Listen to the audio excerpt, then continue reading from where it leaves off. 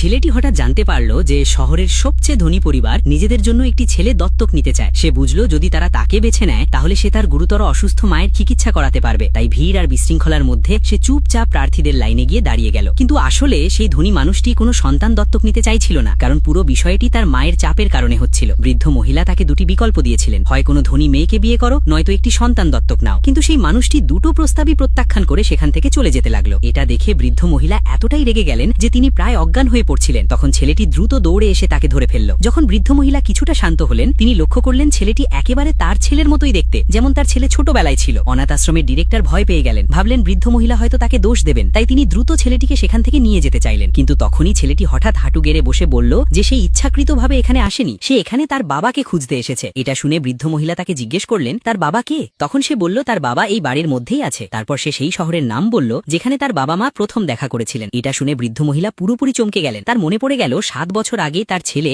1 বছর ওই শহরেই ছিল। আর যখন তিনি জানতে পারলেন ছেলেটির বয়স 6 বছর, তখন তিনি প্রচন্ড অবাক হয়ে গেলেন এবং সন্দেহ করতে লাগলেন যে এই ছেলেটি হয়তো তার নাতি। তাই তিনি তাকে সঙ্গে নিয়ে প্রেস কনফারেন্সে গেলেন, যেখানে তার ছেলে স্টেজে ভাষণ দিচ্ছিল। ছেলেটি স্টেজে দাঁড়ানো সেই মানুষটিকে দেখে সঙ্গে সঙ্গে তার দিকে দৌড়ে গিয়ে পাপা বলে ডাক দিল। এটা শুনে পুরো হল একদম নীরব হয়ে গেল। মানুষটি অবাক হয়ে গেলেই বৃদ্ধ মহিলা বললেন হয়তো এই ছেলেটি তার নাতি হতে পারে। তখন মানুষটি কিছুই বুঝতে পারছিল না। তখন ছেলেটি তার মায়ের নাম বলল। এটা শুনে তার পুরনো প্রেমিকার কথা মনে পড়ে গেল। 7 বছর আগে সে তার সিইও পরিচয় লুকিয়ে একটি কোম্পানির শাখায় সাধারণ মানুষের মতো জীবনযাপন করতে গিয়েছিল। সেখানে সে একটি মেয়ের প্রেমে পড়েছিল, কিন্তু যখন সে তাকে বিয়ের প্রস্তাব দিতে যাচ্ছিল তখন সে তাকে আরেকজন বড় বয়সী মানুষের সাথে খুব কাছাকাছি অবস্থায় দেখেছিল। সে রেগে গিয়ে ওই মানুষটিকে প্রশ্ন করতে গিয়েছিল, কিন্তু মেয়েটি তাকে জোরে চড় মারে। সে বলে যে সে দারিদ্র্যের মধ্যে থাকতে থাকতে ক্লান্ত এবং এখন সম্পর্ক শেষ করতে চায়। এরপর সে সেই বয়স্ক মানুষটির সাথে চলে যায়। এই ঘটনার পর থেকে সেই মানুষটি তাকে ঘৃণা করতে শুরু করে। সে নিশ্চিত ছিল যে এই ছেলেটি সেই মেয়ে এবং অন্য কারোর সন্তান, তাই সে ছেলেটিকে চলে যেতে বলে। কিন্তু তখন ছেলেটি জানায় যে তার মা কখনো বিয়ে করেনি এবং সে খুব গুরুতর অসুস্থ। তবুও সে তাকে ধাক্কা দিয়ে সরিয়ে দেয়। তখন বৃদ্ধ মহিলা ছেলেটিকে তুলে নেন, কারণ তিনি বিশ্বাস করতেন একটি ছোট শিশু কখনো মিথ্যা বলে না। তিনি তার কর্মচারীকে তদন্ত করতে বলেন। কিছুক্ষণের মধ্যেই রিপোর্ট আসে, যেখানে জানা যায় ছেলেটির মা ছোটবেলায় তার বাবা মাকে হারিয়েছিল এবং তার লালন পালন তার মামা করেছিলেন। তখন ছবিগুলো দেখে সেই মানুষটি স্তব্ধ হয়ে যায়, কারণ 7 বছর আগে সে যে বয়স্ক মানুষটিকে দেখেছিল তিনি আর কেউ নন বরং তার প্রেমিকার মামা। তখন শেষ পর্যন্ত সেই মানুষটি বুঝতে পারে যে সে এত বছর ধরে